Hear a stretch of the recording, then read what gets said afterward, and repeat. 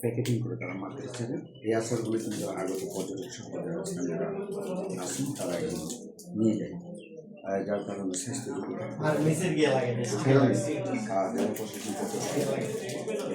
পরিচালনা করা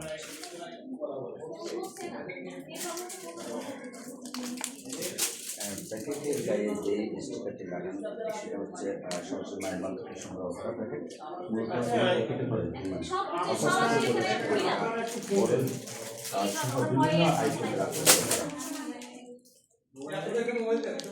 মার্কেটে পৌঁছে